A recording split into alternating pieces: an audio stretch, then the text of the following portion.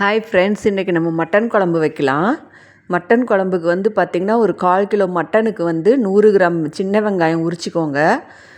உரித்து அதோட ஒரு தக்காளி போட்டு கொஞ்சம் எண்ணெய் ஊற்றி அதை வதக்கிடுங்க. அதோட 2 பட்டை 2 லவங்கம் போட்டு அதையும் வதக்கணும். வதக்கிட்டு சோம்பு கொஞ்சம் போடுங்க. போட்டுட்டு கருவேப்பிலை ஒரு கொத்து, நல்லா 2 கொத்து கூட போடுங்க. கருவேப்பிலை நல்லா வாசனை கொடுக்கும் குழம்புக்கு. அதோட மல்லித்தலையும் போடுங்க. மல்லித்தலை போட்டு இதெல்லாம் ஒன்றா வதக்குங்க. நல்லா வதக்கி நம்ம குழம்பு வச்சா ஃப்ரெண்ட்ஸ் குழம்பு அவ்வளோ டேஸ்ட்டாக இருக்கும். நாங்கள் எங்கள் வீட்டில் இப்படி தான் செய்வோம்.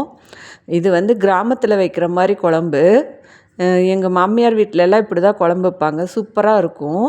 மிளகாத்தூள் வந்து காரத்துக்கு தகுந்த மாதிரி போட்டுக்கோங்க.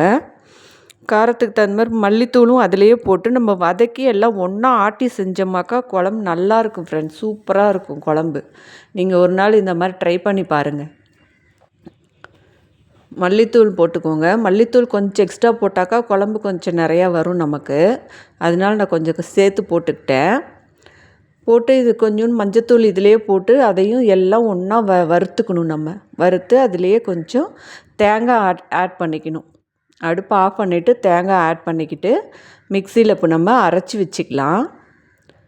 மிக்சியில் கொஞ்சம் தண்ணி விட்டு அரைச்சி வச்சுக்கலாம். தக்காளி அதிகம் சேர்க்கக்கூடாது ஃப்ரெண்ட்ஸ். தக்காளி அதிகமாக போட்டால் குழம்பு டேஸ்ட்டு நல்லா இருக்காது. ஒரு மாதிரி புளிக்கிற டேஸ்ட்டு வரும். அதனால நான் ஒரே ஒரு தக்காளி தான் சேர்த்துக்கிட்டேன். வதக்கி மிக்சியில் நம்ம அரைச்சி வச்சுக்கலாம். அதுக்கப்புறம் மட்டனை வந்து நம்ம கழுவி ஒரு கப்பில் எடுத்து வச்சுக்கலாம் ஃப்ரெண்ட்ஸ். அதுக்கப்புறம் வானல் அடுப்பில் வச்சுட்டு அதுக்கு எண்ணெய் ஊற்றிக்கலாம். எண்ணெய் கம்மியாக ஊற்றுங்க, ஏன்னா மட்டன் குழம்பு தானே, அதுலேயே கொஞ்சம் எண்ணெய் விடும். பட்டை லவங்கம் திரும்பவும் 2 போட்டுக்கலாம் அதில் தாளிக்கிறதுக்கு.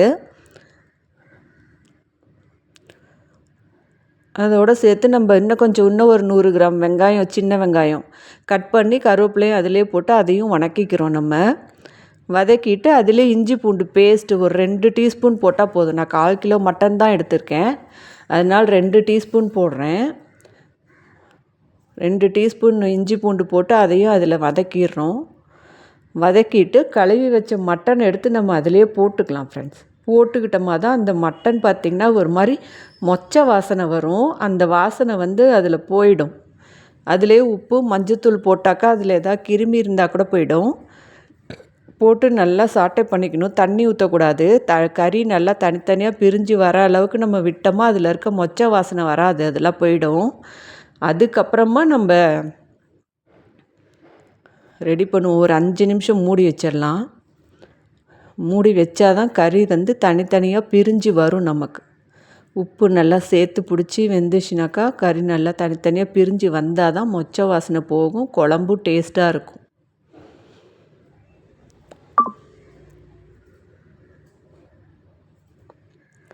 தனித்தனியாக வந்துருச்சு. மட்டன் பீஸ் பாருங்கள், தனித்தனியாக வந்துருச்சு. இப்போ வந்து நம்ம அரைச்சி வச்ச சாந்தை நம்ம அதில் ஊற்றிக்கலாம்.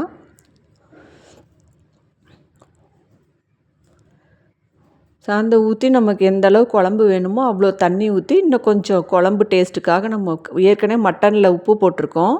அதனால் உப்பு கொஞ்சம் கம்மியாக போட்டுக்குவோம். போட்டு இப்போ நல்லா மூடி வச்சுட்டு அதுலேயே கொஞ்சம் மட்டன் மசாலா சேர்த்துக்கலாம் ஃப்ரெண்ட்ஸ். மட்டன் மசாலா சேர்த்துக்கிட்டாக்கா இன்னும் கொஞ்சம் நல்லாயிருக்கும்.